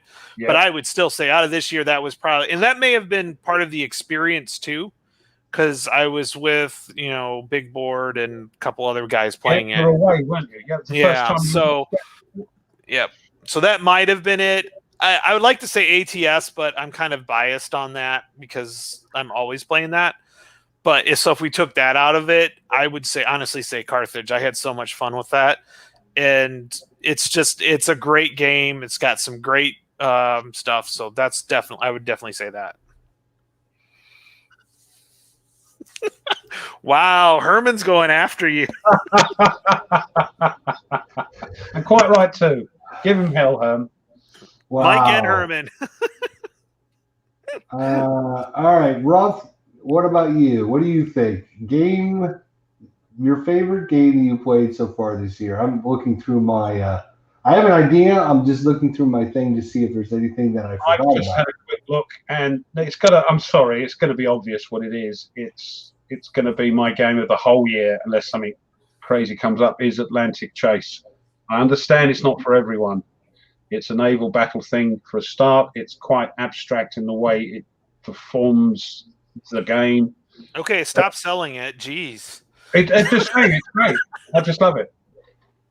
There we Only one are. thing. I have the glass ready to go. Seriously, and if it would probably lose me subscribers, I would play it all year round on my channel. That's how much I like it. Seriously, I'd play it. What is your favorite? You've always said you love it and this, that, and the other thing, but you haven't really told us why. Why do you love it? What is it that makes it the thing that you would like marry if you were a board game? It's the way you play it, because remember, you're so playing. You love it by the way you play it. No, the way. The same thing as every game. Because chits represent men, armies, divisions, battalions, whatever. The blocks, the little sticks in Atlantic Chase represent a possibility of where that fleet or those ships are. And so you make these trajectories, and the other player, if you're playing two players, can see your trajectories, and you can see his or hers, but you don't know where that blooming group of ships is, because then your mind races to the naval headquarters of the Kriegsmarine and the Royal Navy, and they're looking at that map, and they're looking at those trajectories and seeing, well, our convoy is somewhere along there. We won't know exactly where it is till we get more info. They radio in, or another ship sees them. And as you get more information, these trajectories get shorter and shorter until it becomes a cylinder, a station, and that is exactly where that task force is. And the idea is each side is trying to narrow down and find where that task force is, to either, if it's a convoy, attack it, and then it goes onto the battle board, and the advance rule. You're kind of playing Clue with ships. No, you're not, because you have certain actions you can do. You can do this. It's very tactical. You have to sort of outthink what the other person's going to do, because you could go after this trajectory to do a naval search, for instance, and he goes, I'm not having any of this, and they'll skedaddle off somewhere else. So you've got to try and chase them again. So you've got to think, how can I stop them just going off? Because trajectories, you can put up to 15 little sticks, and then the next turn you can put another 15 sticks, so, or it can be 15 sticks long. So if they've chopped some off the end, you can add some more. It's very cat and mouse. It's not Clue. I get what you're saying. I get I get what you're saying. I could see the appeal to that too. I understand. It's like people love it or hate it. Yeah, it's, and I'm not sure it's because they can't get their head around what the game is trying to get across in this sort of, we don't know where anything is, and you're looking at a map. You're either the captain of that, or you've got the ship that's in charge of the task force, and you're trying to get away from the Germans with your task force, or you're trying to go after a German, or the Germans trying to go after a British convoy. And then you're looking down as commanders in a naval room in Germany or in Britain somewhere, trying to figure out what the heck's going on. There's all these trajectories, and you're trying to find where the heck actually are they? Where do I send my ships to go and try and find that task force of the Germans that's harassing British convoys? So it is very, very different. And I mean, the best thing to do is look at my mediocre videos on it. There's enough of them, and see if you like it. I know, say everybody, but it says something when it's completely sold out in the world. It says something about the game. I love it. It just means they didn't print enough copies. Could be. Because nobody freaking pre-ordered it. And I think there was only like six or 700 pre-orders on that game. And we had mentioned it. I know several times leading up. Oh, hey, here's the GMT P500 list. Oh, look, this one's going to printing. If you want a copy of this, now's your time to order it. But it's only when Mike said, I said I didn't order it because on the GMT page, the solitaire suitability was way down. And it's only when he mentioned, he said, Ruff, there's a 70-page solitaire book. By then, the P500 had gone. Luckily, I got a copy from Second Chance, and I think I had their last copy. If they'd have said that right at the beginning, and that's down to GMT, I think they would have sold or got pre-orders far more than that. But I think the people who bought it, the majority of them are very happy with it.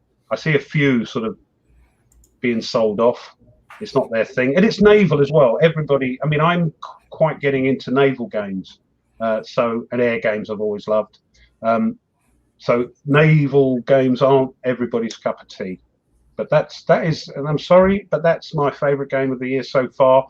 And unless something happens drastically, will be my favorite game of the whole year. Spoiler warning.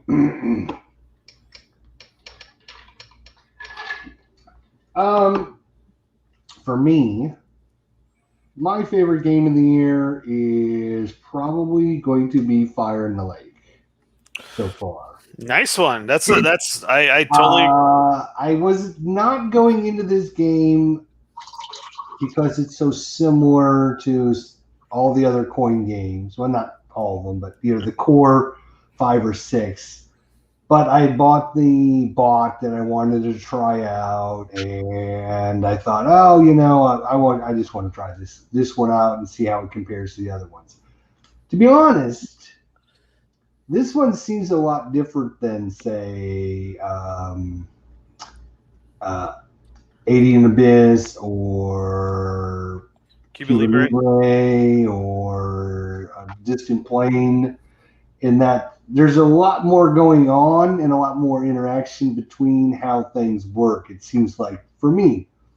And there seems to be a lot more pieces on the map, as opposed to, like, when I was playing the Distant Plane, there just was like 8 pieces on the 8 US and 8 of the Taliban, and then you kill a couple Taliban and kill a couple of the US, and then they bring a couple more guys in.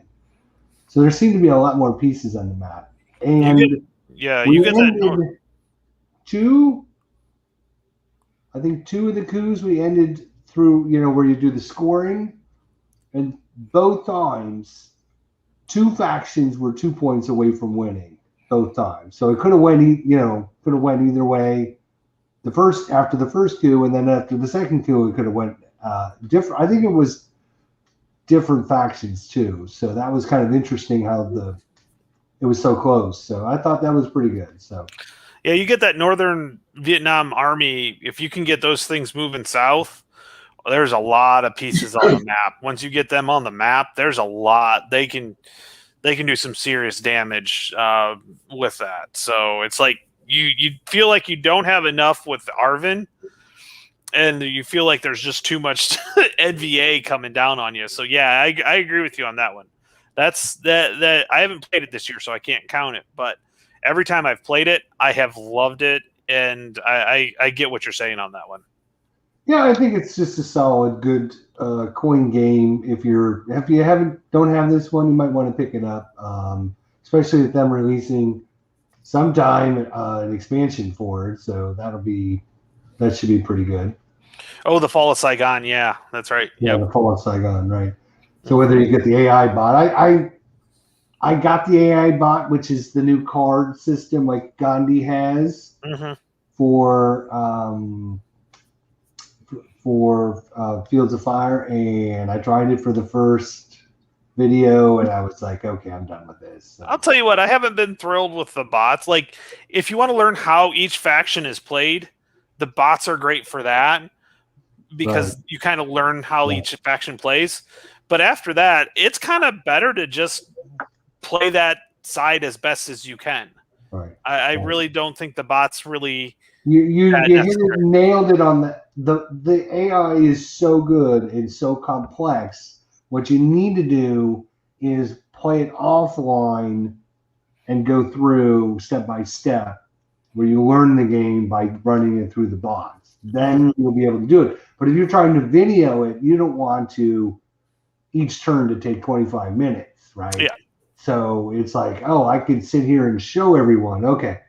All right. So, okay. And then you gotta go out the chart to see what their priority list is. And, once you learn it and play it a couple times offline, then you can probably video it online pretty good. So, yeah, I think when it comes to coin, I kind of take those non-player bots and I kind of just move them to the side. I'd rather play all four sides the best I can to see just what happens with the situation. I've done the bots.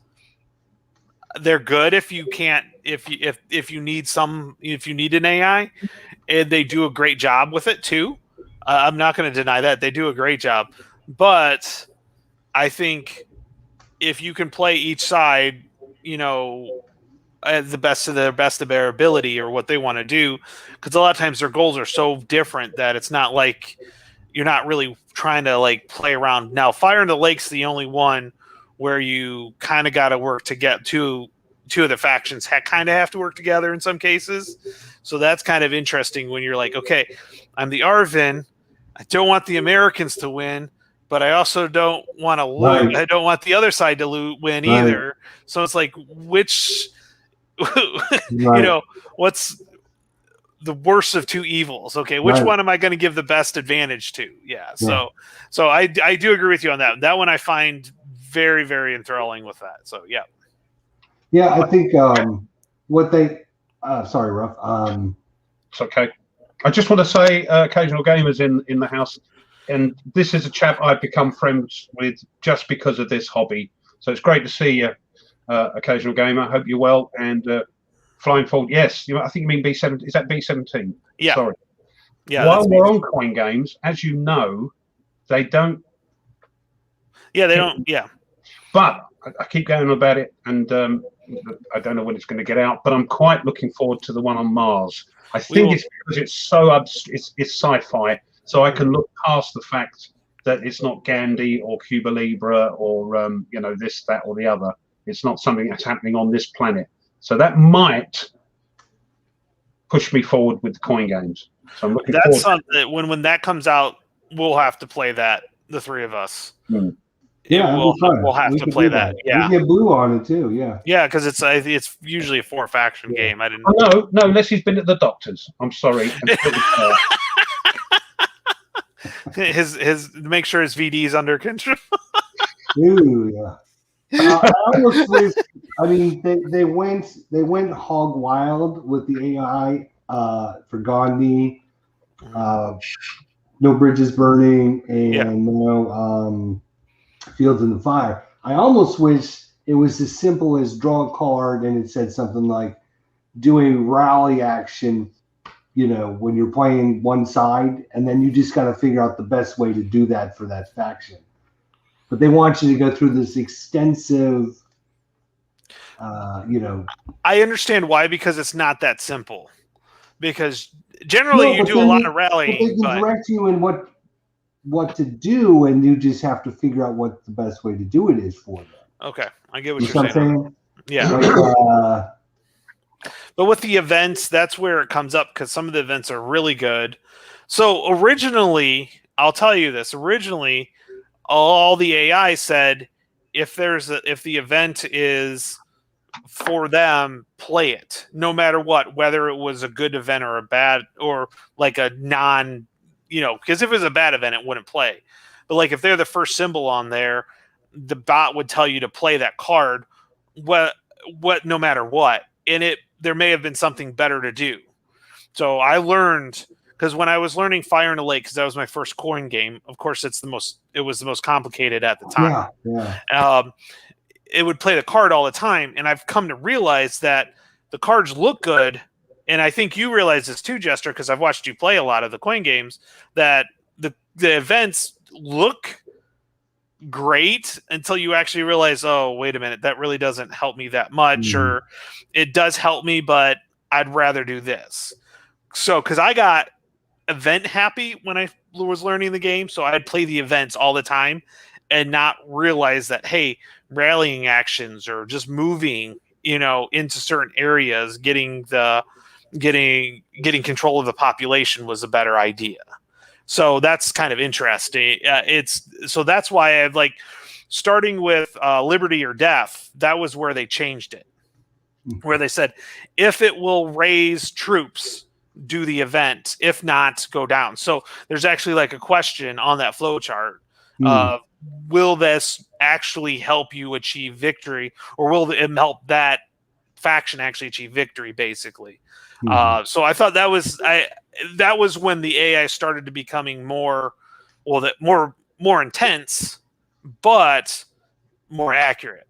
Yes, Ruff. Can we get off this coinogasm thing? And I'll just have a look at the thing, see what other people in the chat are playing, and it's quite interesting.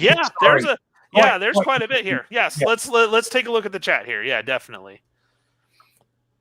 So I saw that Blue Tweezers says BCS. Yep. Yeah. Michael says Lock and Load Tactical. Yeah.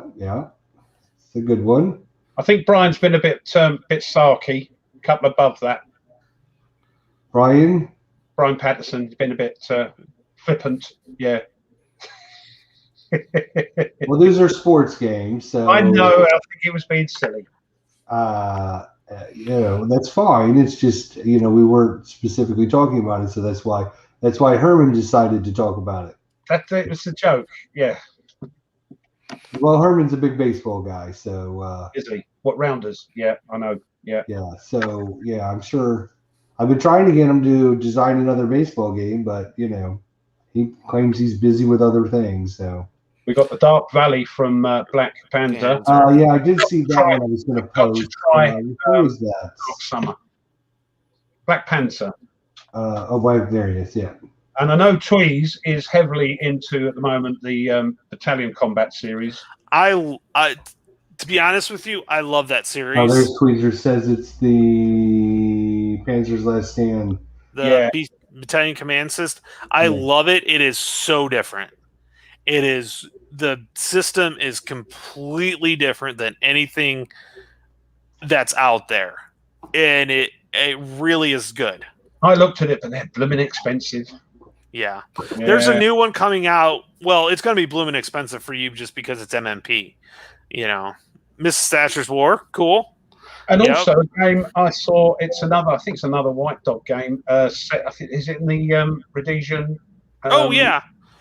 Was that the White Tribe? Yeah. William Byrd put that up there. Yeah. He said it was his best. The maps are pretty but yeah. White Dog Games, guys, if you have not played their stuff is really good. I've been pleased. Every single game I've gotten from them has been spot on. Now, granted, they've all been designed by oh yeah, what's his name? He did the series, didn't he? Yes, he's done a ton of them. Done Thatcher's War, done the American Revolution one. Yeah. Why can't I think of it? I'm gonna have to look it up. I'll get it. Here, look. Okay, you got it right there, don't you? I can see it in the back there. Waiting to be played. You're gonna say it, and I'm gonna be like, "Damn it, I knew it." Ben Madison. Yes, R. Ben Madison. He's done. I think he's designed like half of their solo games, if not more. Yeah, yeah. I think he's a part owner as well, or owner, isn't he, of the company? Yeah. I don't know if he is or not. Well, you maybe get up and look. Oh dear. Could have put that in a bit quicker. But anyway, thank you. There's always that delay, unfortunately. I know. But he does a really good job. Some of the mechanics get a little monotonous, but it's not too bad. Are they quite similar with the different games? I will tell you that yes and no. Yeah. You'll notice a similarity in some of the things, but there's enough differences in them that they're not. It's not like just the same game rehashed, repackaged. Yeah. So there's enough differences, but there's always like a headlines or a news phase at the end of each turn that throws random events in there. So I'm just trying to put my P-17 leader away. I'm listening. There we go. There we are. That's okay. I'm used to all my students turning around, anyways, and not listening. Ignoring you and Yeah. playing on the phone. Not ignoring you though. Yeah, and that's that other game that I talked about, I think, last week. That forgive me, I've forgotten the name of the channel. English chap playing the Russian one. Yes, what is that? Yorkshire gamer. Yorkshire, where's that? Yorkshire. It's the Yorkshire. It's right Yorkshire, next to yeah. Boston. Yorkshire. I think it's the Yorkshire Gamer, wasn't it? It might be, but it's that one about the Gorbachev's. Yeah. Yeah, Gorbachev one. Yeah, that looks quite good. Is that White Games as well? Yes, White that's Games. White Dog, and it's Arben Medicine's games as well. Oh, it's all right. That's why it looked good. Yeah. Bit of a glary box, but apart from that, it's all right. Lots of red in it. The Lonely Yorkshire. No, he did something different. That's not him. Shoot, I don't know who's doing that one now. Yeah, I'm trying to think who it is. Again, he's quite a new channel, and we need to get his up. He was a Brit too, wasn't he? Yeah, he was. Yeah, from up north. It sounds like NATO. Everybody's going on about this Compass Games NATO. What do you think, guys? I'm not buying it. It's wonderful. Yeah, I know, but I don't think so. I don't know anything about it, so it's a remake. I know that. Yeah. But what I've heard was it's what the designer actually wanted to have happen. Yeah, it's completely revamped. I mean, it's a what if alternate faces thing. So, but that's why I'm quite keen. I've got a couple of those. We've got our World at War, of course. I've got Gulf Strike. I've got the Fleet. That's all set in that time of the year, and but that's why I'm looking forward to Next War, because that's tomorrow. So 80s World War III. Yeah. I'm not a big World War III fictional. If I'm going to do fictional, I'm going to do fantasy. I don't want to do fictional. Brazil versus China or something crazy stupid like that. I don't. China wouldn't stand a chance. Or the Chinese wouldn't stand a chance. All the Brazilians would be dancing around, going to have a drink, Bacardi, and no, they wouldn't. They'd walk back. They go, not invading them. They're mad. Oh my god, that's too funny. What? Well, we're gonna have to start winding up already. What are you guys? What are you guys thinking this week? I know tonight. Or if I can't squeeze it in tonight, depending on when the Buckeyes game is over and all that, tomorrow I'm going to be doing version 2.0 of Lords of Fate sometime on my channel. So if you guys can stop by, check it out. If you do, leave us a thumbs up or a thumbs down if you don't like it or whatever, a comment. That would be great. We learned a lot of good things from version 1. We'll talk about version 2 during that video so you guys can catch up if you missed the version 1 video that we put out the other day. So we're going to do that and then see how that goes, see if there's changes, updates, or whatever. So this has been keeping me really busy, so I don't have a lot of time to do anything else. So... and then squeeze in a game here or there whenever I can. So I'm hoping to play another D-Day Dice. That was kind of fun. I like that game. So that's what's coming up on my channel. What about you guys? I almost bought that because of you. By the way, Great game. I know I should have. Is it solo board gaming? You need to really get all of the expansions to make it. I mean, if you buy just like the core game or the core game and like one expansion, there's just not enough to it. When you start getting all the extra expansions, there's medals. There's one expansion that you gotta like before you can even land on the beach, you gotta go through and dodge all the landmines, and so there's a lot of more to it than just like the core game. I mean, the core game is okay, but you get a lot more stuff if you get. You get Yeah, that medals. was my problem. I wanted to get them all, and I just didn't want to put down the money. Right, yeah, that's the other thing. I mean, it's kind of it'd be about $250 for everything. Is it worth it? How many times am I going to play it? So, Ruff, anyway, that's what's coming up with me. What's it's going Solo on with Board Gaming is the channel. Solo Board Gaming. Yeah. Yep. Yeah. So Ruff, what do you got? I'm gonna go back and let Jester finish off with. I'll finish off with Jester was asking you. Trying to do part 2 of Across the Bug River, and say reading Next War Vietnam. I might just read some other rule books so I can sort of get some semblance of stuff. I keep looking at this game, the USS Laffrey, the ship that wouldn't die. Mhm. It's like a pad, and you're ticking off, rolling dice. The only problem is, of course, it's quite expensive over here. I'm looking at that because that's a solo game.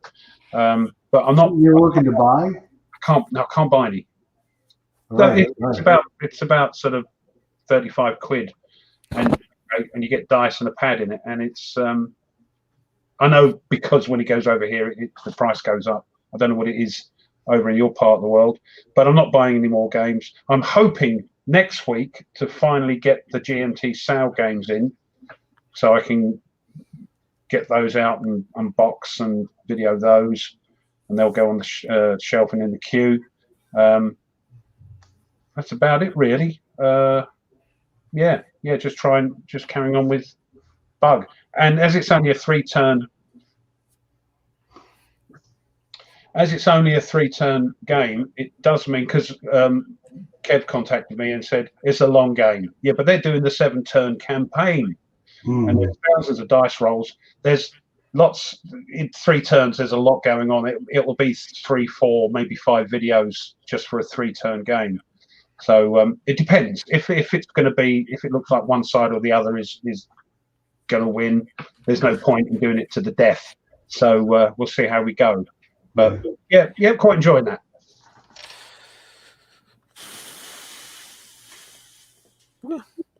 Yeah, so I'm gonna finish. I'm not finishing up. I'm gonna continue my Case Green. That game threw me for a loop when I started it. I thought the Germans were just going to rush in and break through. I did not realize how strong the fortresses were. So I'm kind of curious to see how turn 2 is going to turn out. And the thing is, they have these fortresses not just along the borders, but farther in. So the Czechs can actually kind of retreat a little bit and get into more fortresses. And so I'm really curious to see how it turns out. And so definitely going to do one more full turn video, one more full turn. And then after that, I might do, depending on how that goes, I might go to just kind of an AAR for each turn, seeing which one's going on and stuff like that. Just because I can do that and play it and then record the AAR and then do one gigantic video of the rest of the game that way. And then I can play, I can take notes as I'm playing and then just really make sure I go through with that. Because I don't want to have a game like kind of take over the channel for that long of a period of time. I don't want to be, doing, scenarios off of a game for like a month and a half or 2 months or something like that, out of the scenario book. And sorry, Ruff. I know what you're saying. I'm not. Yeah, but no. So I want to do that. So that way, mainly because I want to get to more games, and I know that was one thing that was bothering you, Ruff. He's like, I want to play this because I want to do it, but I want to get to these other games too. So yeah, it's always a dilemma with us. Mm-hmm. Yeah, it's like but it's like, okay, now I want to do this, but I want to do this, and it's trying hard to decide what to do. I'm to the point where school is now in session until Thanksgiving. So we'll see how things go with that. I'm kind of in a routine now, finally, which is nice. So we'll see how that goes. But bloody hell, my kids get me every night of the week. One night, if it's not one, it's the other. If it's not the twins, it's the daughter. So, Right. Yeah. And don't forget, tomorrow at 3:00, Eastern Standard Time, 8 o'clock British time. Head over to the Blue Tweezers channel because we're going to be finishing up our, what did he call it? The 4 crazy YouTubers or something? Yeah, 4 horsemen, The 4 YouTubers of the apocalypse, I think. Apocalypse. There we go. Yeah. The 4 YouTubers of the apocalypse. We're going to finish up our first Vietnam mission there. So check that out tomorrow at 4 on or 3 Eastern on the Blue Tweezers channel. Hopefully we're going to get with Herman and talk to him about getting his game sometime soon. Plum Island Horror, if we can get a preview copy of that and have him teach us how to play on Kickstarter or something. So hopefully we can do that. We are still waiting on a couple other projects we got in the works. What else we got going on? Anything we can think of? Hopefully we'll get Mitch on sometime. Mitch land on soon. We're going to try to get, who's that guy you want? Try and get Stuka on. Stuka Joe. So we got a lot of special guests coming up soon. So we'll see everyone hopefully in the next week for that. Anything else we're missing? Nothing? Don't think so. No, it's just with me. It's just trying to get. It's quite difficult with time restraints. Trying to get a video out. I'm pleased I got this one out, and seems to be doing okay. I don't think I made any major mistakes with it, so that's right. That's taking up my time now. So hey, Ruff, the next game. Ruff, real quick. I didn't get to watch it yet. It's on my list to watch. Did you get through a whole turn? No. Okay. It's 53. It's explaining how it works. All this. Okay. Sort of thing. So the next ones will be faster. But in this game, you have, regardless of the scenario, you have a thing called surprise attack, where the Germans get 2 free initiations, so they can initiate and activate rather the 2 infantry divisions that you're using in this scenario, so they can get first crack. And you're trying to get across these 2 bridges with it, and then it goes to normal. So it will sort of, it's still long. They're long games, but it will sort of speed up because I won't have to stop and explain what I'm doing and cutting to the other player aids and all that. Oh. Well, we want to see some pictures. Send us some pictures. Yeah.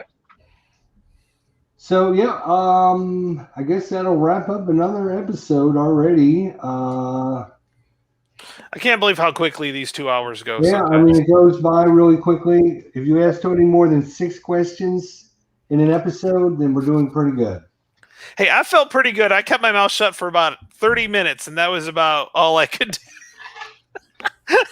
until coin games reared their head, Yeah. Maybe you 2 were off. You'd gone. Oh my gosh. Yeah. All right. Well, thanks everyone for coming out tonight. We appreciate you guys, and Yeah, thanks to everybody for showing up. We keep doing this every couple weeks. We still have a game that Herman Lootman is supposed to be sending people. Oh, crikey, so we gotta remember to freaking post that so we can let everyone know so they can show up for the big prize. So one of these days we're actually going to get around to doing that. He keeps reminding me we got this game. Yeah. So we need to come up with a good way to send it off to one of our subscribers here. Well, did you?